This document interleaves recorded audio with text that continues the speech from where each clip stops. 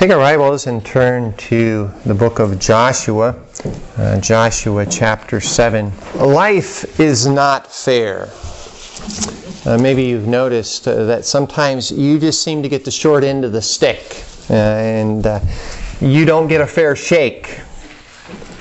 Sometimes it is the things that we do that put us in disadvantage. Sometimes it's our fault that life's not fair. We do something that causes us a problem, and we don't get all the same benefits as someone else, and we realize that life's not fair. But other times we do what is right, someone else does what is wrong, and it causes problems for us. Now, how's that fair?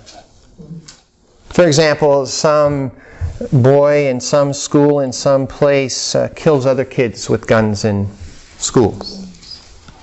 And now, if you even mention the word gun in the proximity of a school, you might be arrested and put in jail. How's that fair? Some people hijack planes and crash them into buildings. Now, in order for you to fly, they scan your body down to the bare bones nakedness. Is that fair? Some shady carpenter builds a rickety building somewhere, and now you have to buy permits and have inspections for every phase of construction. The father drinks away his paycheck and his children go hungry. How is that fair? The government implements programs to help irresponsible people, and now you have to pay more taxes. Your neighbor sues a hospital frivolously, and now you can't afford to pay your rising cost of medical care because the doctor has to buy absorbent liability insurance.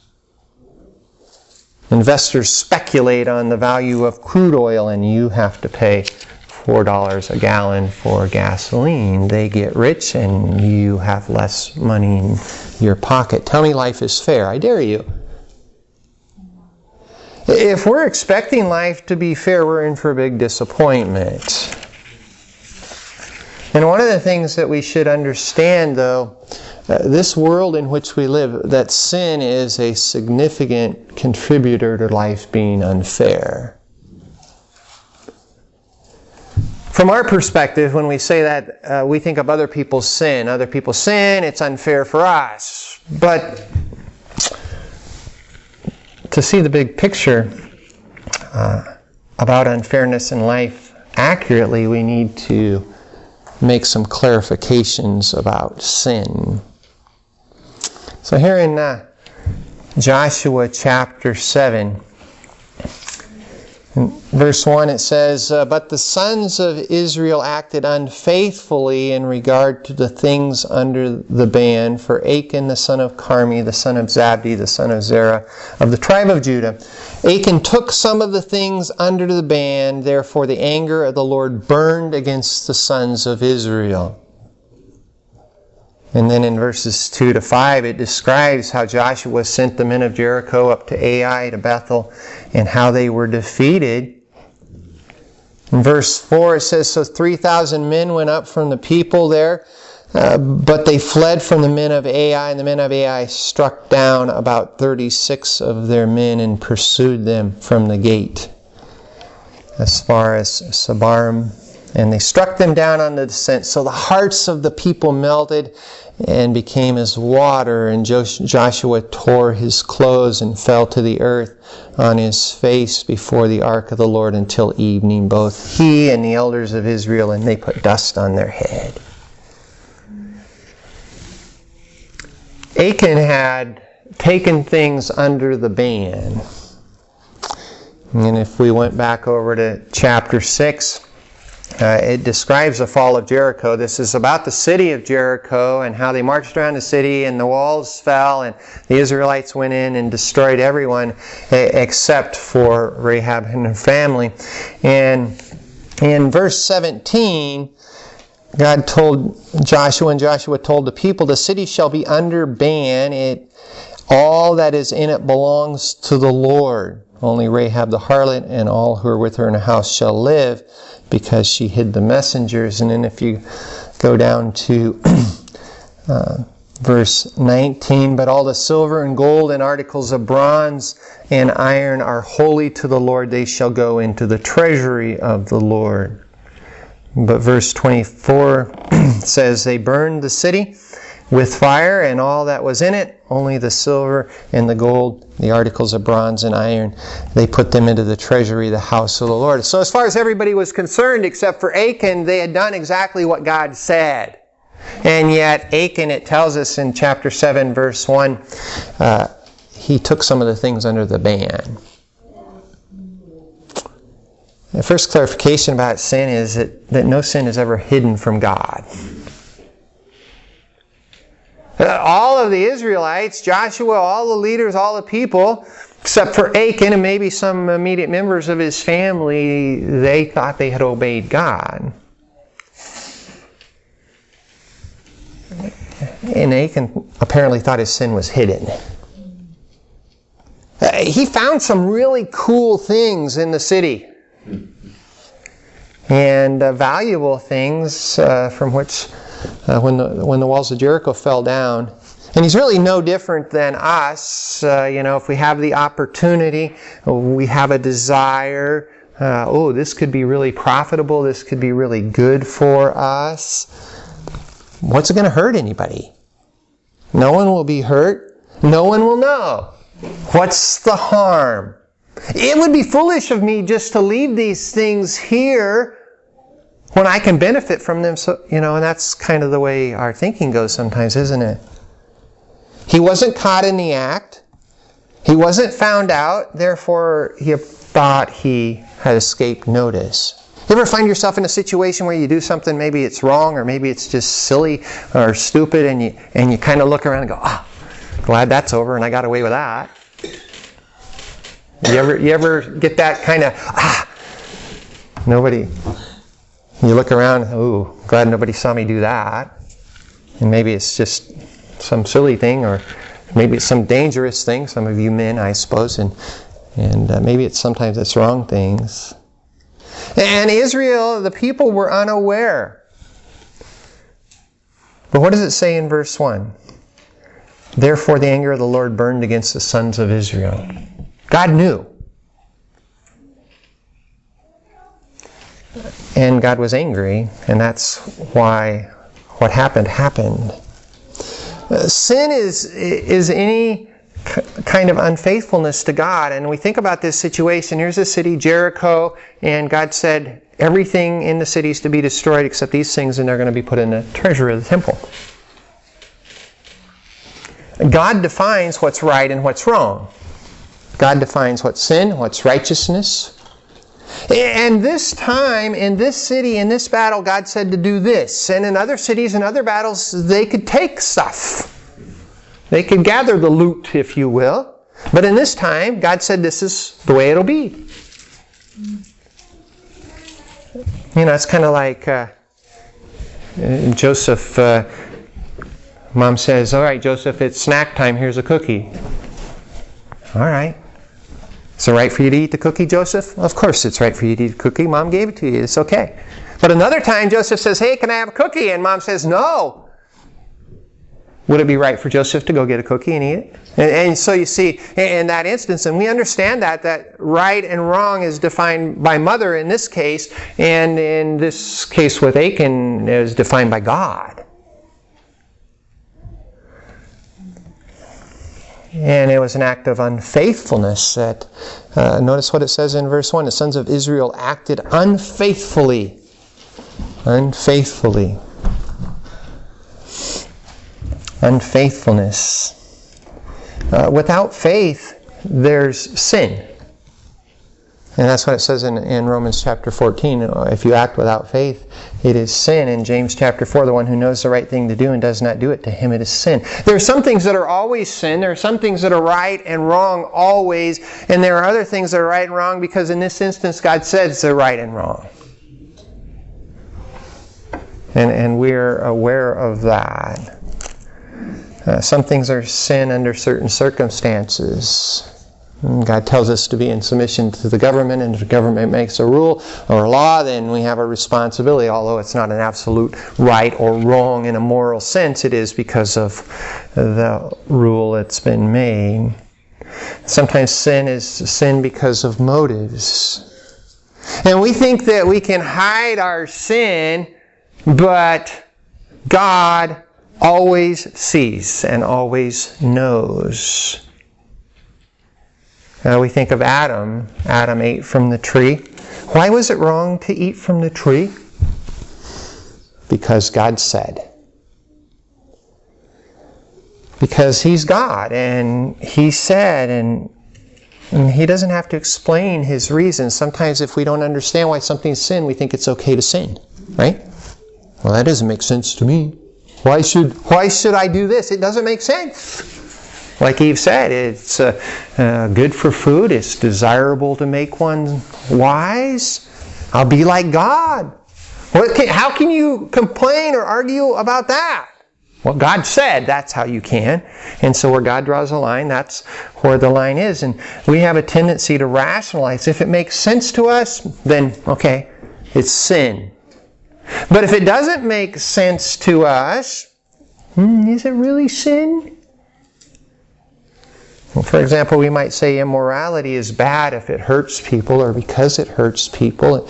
Immorality may be bad because it causes diseases and there's other consequences. However, if we think we can commit immorality and do it safely and not hurt anyone and hide it, then it's okay. And that's kind of how we rationalize things in our mind, and perhaps that's how Achan rationalized regarding his sin. Like, what difference does it make? Here, this is just a little wheelbarrow load out of all of this giant pile of loot that's going into the treasury. Who's going to know? Who's going to care? What difference is it going to make? Well, what difference it made was very great. As we read in Hebrews 4:13, there's no creature hidden from God's sight. All things are open and bare with Him with whom we have to do. 1 Corinthians 4:5 says, when the Lord comes, He will bring to light the things hidden in darkness, and He will disclose the motives of men's hearts.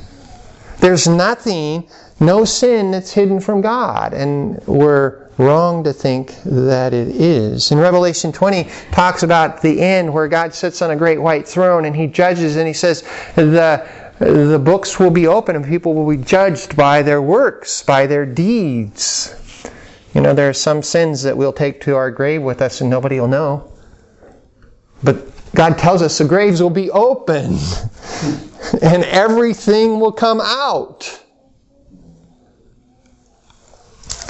I'm sadly aware of a pastor who was abusing children, even his own grandchildren. And he'd been a pastor for a long time, and apparently he thought his actions would remain hidden. But he was eventually found out. He spent 7 years in jail. Was it fair to the church that he did that? And that they suffered for that? Was it fair to his wife and his children and his grandchildren? And to you and me? You know, when somebody in the name of represents Christ and they sin in such a way, and then it reflects on everyone, doesn't it? I don't know how God will exactly sort all of those things out, but we can be sure of this, that there is no sin that remains hidden to God. And so here in the case of Achan, he sinned. He thought it was hidden. Nobody else knew, but God knew, and as a result of that, bad things happen. Also, we can always be sure that sin's impact will be much greater than we expect. We think sin can be private, we think sin can be personal, we think sin can be victimless, and we're wrong. When we sin, we contribute to life being unfair to other people. And we should clearly understand that the consequences of sin are not limited to the people who sin. So here we have Achan. Achan sinned. Maybe some of his family members were aware of it. It doesn't tell us specifically one way or another. But he hid these things in his tent. And consider the consequences. God says the sons of Israel acted unfaithfully. Here is one individual who did something wrong, and God considered the whole nation to have done something wrong. It happens, doesn't it? If I do something that is wrong and is known, it reflects on the whole church, and there's consequences for the whole church, and the same with you. But look at what happened because of Achan's sin. The whole nation was defeated. They go into battle and they're defeated. It tells us in verse 5 that 36 men died. One man's sin, there's 36 homes without fathers there. There's 36 pairs of parents, perhaps, whose son they bury. There are the children of these men who are going to grow up as orphans because of one man's sin.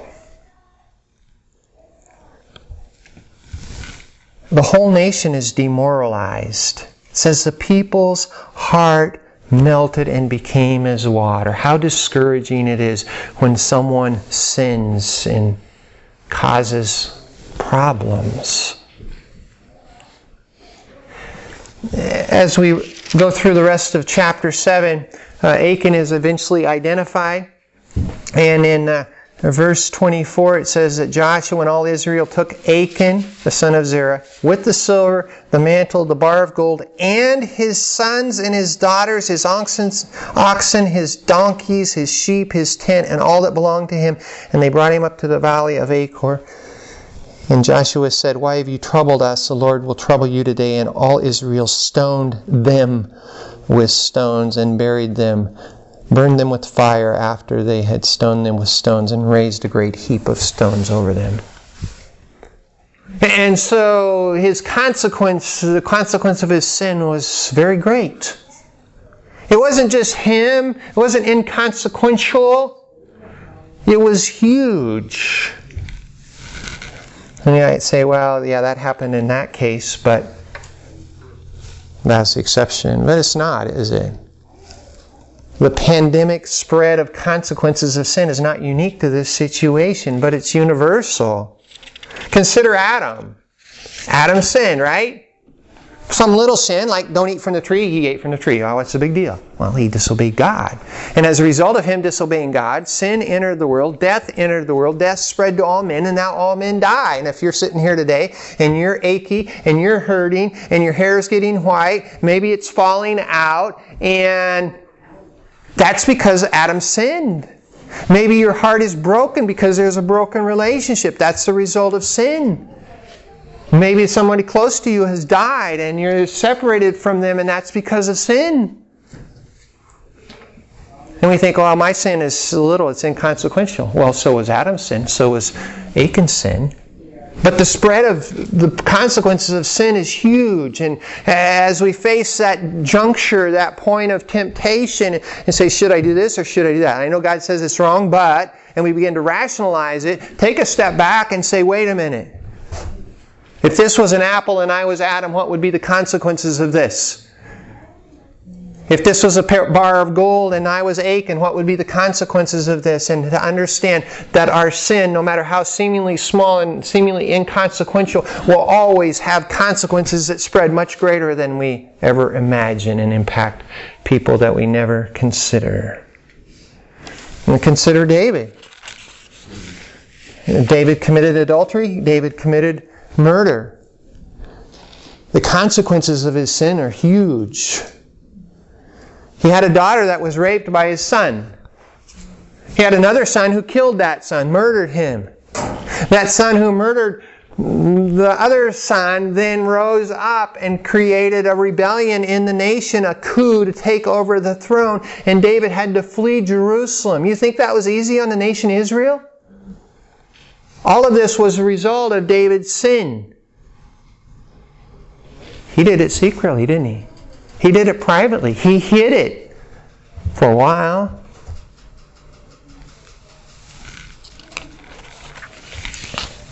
Before you give in to temptation, you should realize that your sin will not be hidden, and it will touch people that you may never know, that you may never imagine, and in ways you never imagine.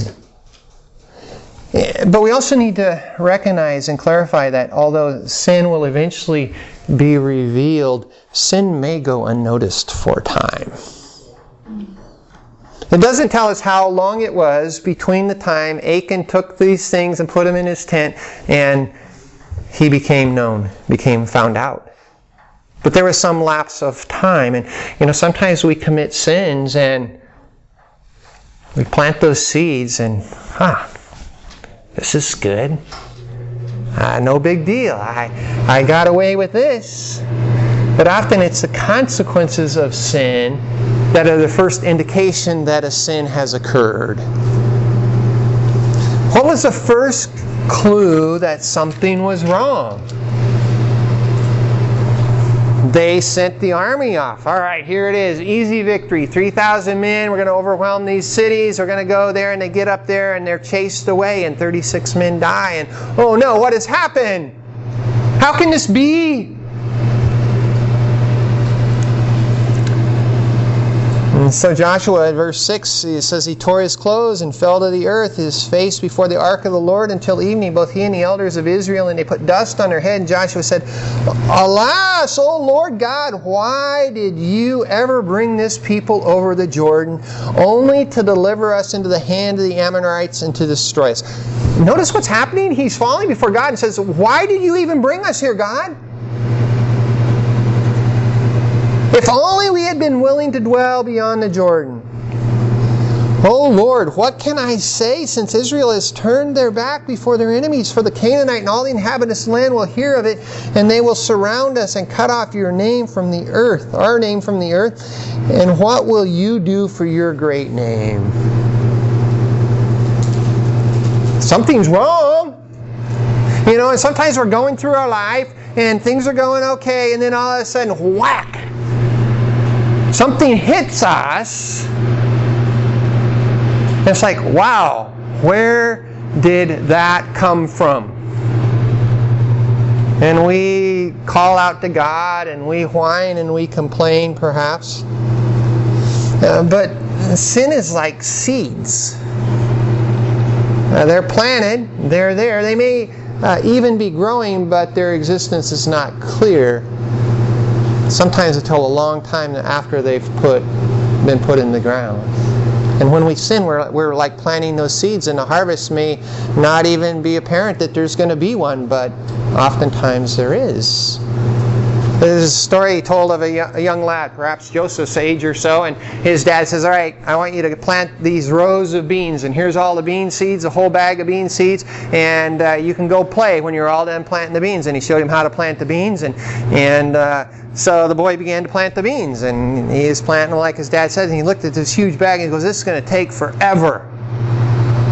So he digs a big hole and he puts all the beans in the one hole, and then he goes to his dad and says, I'm all done, Dad, and then he goes and plays. About a week, 10 days later, bean, bean, bean, oh, all these beans and no beans, right? That eventually our sin becomes evident. Some seeds stay in the ground for years. Scotch broom, for example, it stays in the ground for as long as 100 years dormant. The seeds. That's why you see it everywhere. The symptoms of sin may become apparent, but the sin itself may remain elusive. Joshua is like, oh, this is terrible. When we live in a world where there's the consequences of sin, but oftentimes we don't know why these things are happening. But we have a natural tendency to just try to deal with the symptoms rather than identify it and deal with the cause. We try to escape the consequences of our sin rather than dealing with the source of our sin. Notice how Joshua is complaining to God, but he doesn't have a clue that something's happened to cause this. We often complain about the consequences of sin rather than seek to resolve the problem. There was obviously a problem. God had brought them into the land of promise. God had delivered Jericho in their hands. They were to conquer the land, and then whack! It's like, how does he respond? Well, first of all, there's mourning, there's grief, there's despair. Wow. Something bad happens and we go, wow. And we're overwhelmed by it. There's questioning of God. Verse 7, Joshua says, why did you ever do this, God? If God, this must be your fault. Right? And that's what happened in the garden. God says, Adam, did you eat? Well, this woman you gave me, right? You gave her to me, and she then questioning of God, complaining to God. If only we had have done this. There were some alternatives here. And then throwing up our hands in helplessness. Verse 8, O Lord, what can I say? Israel's turned their back on their enemies. What can I say? Despairing over the situation, seeing no way out. You ever find yourself in that situation? What can I do? Verse 9. The Canaanites will hear. They'll surround us. When there's a problem in our life, we often want to talk about it. We often want to complain. We often want to express our dissatisfaction with the situation to anybody who will listen. And although venting may have some therapeutic value, we need to look beyond the problem itself to the cause. We need to look beyond the symptoms to potential sin. We need to look to God to figure things out. I told a story with someone not too long ago about this old fellow who always come to a prayer meeting on Wednesday night, and every Wednesday night he would pray, "Oh God, clean out the cobwebs of sin in my life." And every week he'd pray the same prayer, and finally somebody got impatient with him and says, "Man, just kill the spider." You know, we want God to clean out the cobwebs, and we need to kill the spider. And to be able to identify sin, we need to seek God and seek His Word. And so in verse 10, the Lord says to Joshua, "Get up, rise up. Why is it that you're falling on your face? Israel has sinned." You know, we have to identify sin, we have to go to God. We have to see what God says is sin, and then we have to look at our life against God's template, not against our own rationalizing. There have been instances in my life where I considered something a blessing from God that later I realized it was a result of sin in my life. I was genuinely thankful for this blessing, but realized that I had sinned in order to get to that point. And unless we look at God's Word, we'll never recognize that. So in verse 11, God tells Joshua, Israel has sinned. They've transgressed my covenant, which I commanded them, and have even taken some of the things under the ban and have stolen and deceived. Moreover, they've put them among their own things. Therefore, the sons of Israel cannot stand. So God tells them what the problem is, tells them that the consequences that they're experiencing are the result of sin. Verse 12, therefore the sons of Israel cannot stand. They turn their back before their enemies, for they have become accursed. And I will not be with you anymore unless you destroy the things that are under the ban from your midst. So God tells them what the remedy is to get rid of these things. Our ability to see things clearly is often limited. We know there's a problem, but we're not sure what it is. We come up with our own ideas how to fix it. but oftentimes it makes things worse. We rely on our own understanding. We ask our friends, but we don't ask God. Problems at the core are spiritual in nature, and the solution must be a spiritual solution. We live among a people in a culture and society who want to avoid the consequences of sin, but enjoy the pleasures of sin. And we're pretty creative at trying to get rid of the consequences without dealing with the problem. We want to relieve the pain of cancer without dealing with the cause of cancer. We want to put a Band-Aid on arterial bleeding. And we're satisfied if we can get rid of the symptoms.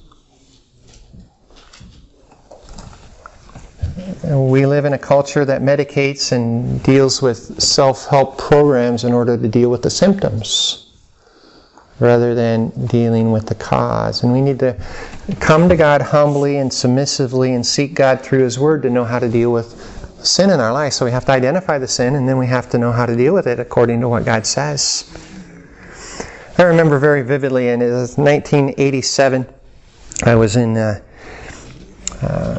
Winona Lake, Indiana, at a pastor's conference, and life was difficult. I was a missionary pastor, and things were going very poorly. And I remember praying and saying, "Oh God, is there some sin in my life that has caused all of these problems?" Don't ever ask God that. So in the midst of, God brought to mind a sin that I'd committed in the Navy. A sin against a man I hated. And actually a criminal act that I committed against him. Kinda. And I had rationalized it. And it came to mind. So I'm in India, and I've been out of the Navy for a number of years, maybe 6 or 8 years. I have no idea where this guy is. And so I began, all right, I got to fix this. So I confessed my sin to God, and I called information, and I found his phone number, and I called the guy, and I confessed my sin to him and asked forgiveness. He was a little befuddled. He said he knew it was me. But he wasn't a believer, and he didn't know what to do with this asking forgiveness stuff. And so my conscience was cleared, and I felt relieved, but the struggles continued and got worse. It doesn't mean the confession was of no value.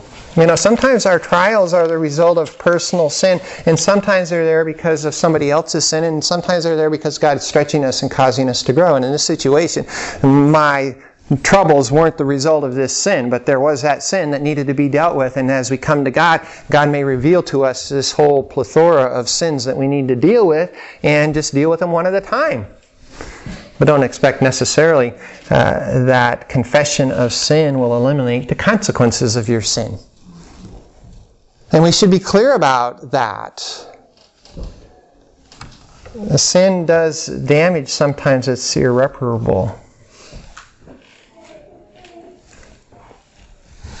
Confession of sin doesn't eliminate the consequences. So Achan had sinned, the people were defeated, God reveals, and then the next morning they have this little lottery, and they choose Achan. It says, he's the one. And so verse 16, it describes him taking the tribes and selecting the tribe. And verse 19, Joshua says to Achan, after he's identified, and God makes him known, and Joshua says, "My son, I implore you, give glory to the Lord, the God of Israel, and give praise to Him, and tell me now what you have done. Don't hide it from me." At this point, we would perhaps plead the fifth, invoke our right to a lawyer, make up some alternative story. Not Achan, though. Verse 20, Achan answered Joshua and said, "Truly I have sinned against the Lord." It's the right place to start, isn't it? "I have sinned against the Lord, the God of Israel, and this is what I did.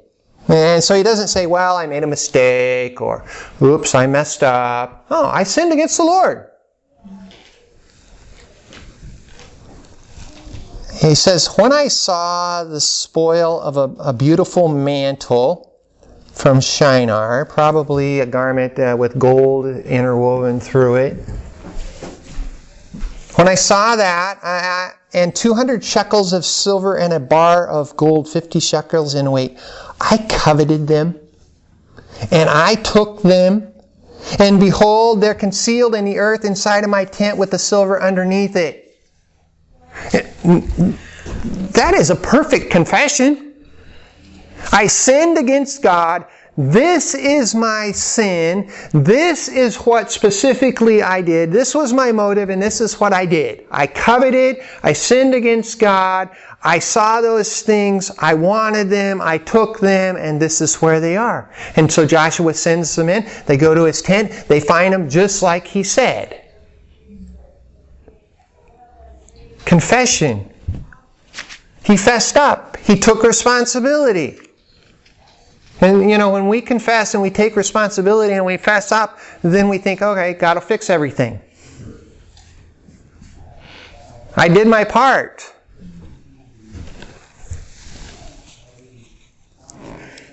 It's rare that anyone confesses their sin so clearly and plainly. We'll say, oh, I'm sorry. Sorry for what? Sorry you're so mad at me? Oh, sorry you're so narrow-minded that this is a problem for you? No. That's why we never let our kids say, I'm sorry. What'd you do? Well, and so we made them identify that they sinned against God, they sinned against us, they sinned against their brother or sister or whatever they had done. To confess that to God, confess that to the person specifically, so that they would learn that their sin is against God, their sin is against people. It's not just a mistake, it's a sin. And it has consequences. But what happened?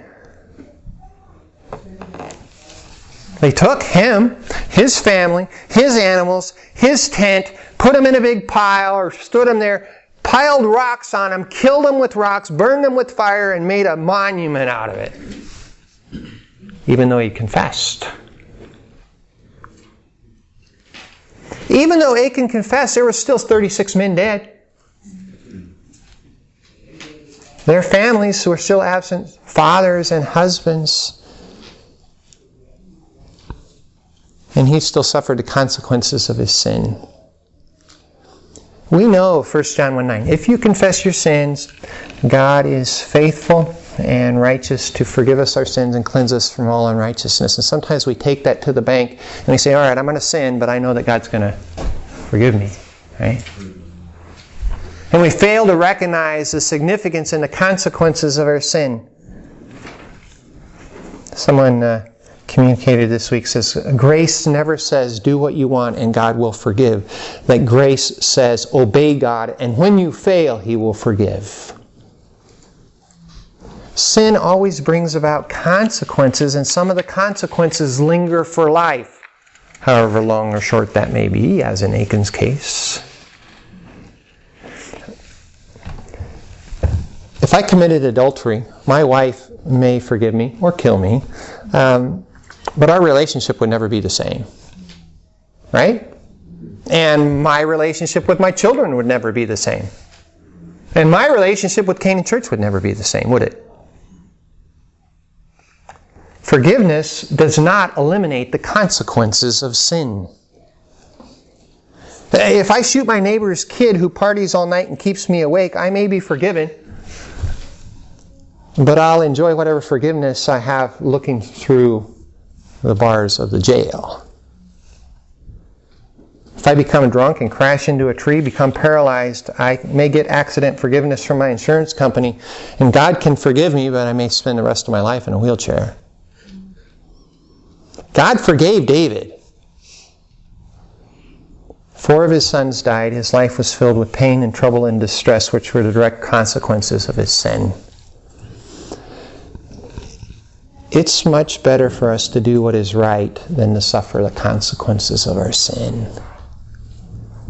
People sometimes say it's easier to get forgiveness than permission, and that may be true. what they don't say is that you'll pay the price in the long run and it really won't be worth it. We need to have clarity about sin. Ultimately, there's no hiding it. The consequences will reach far, wide, and deep. We need to repent and turn from our sin, not just deal with the symptoms.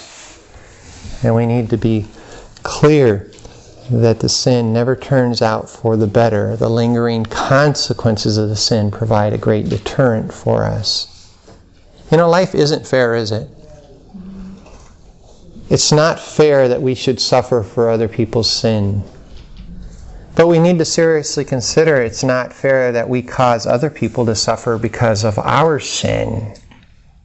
We all face situations like Achan faced, don't we? Opportunity, desire, big likelihood we won't get found out. But the littlest of sin can cause the greatest of problems. We can't control other people. We can't control it when we suffer unfairly, but we can choose to serve God, and we can choose to do what is right, knowing it will be best for us. It will spare others from suffering because of our sin.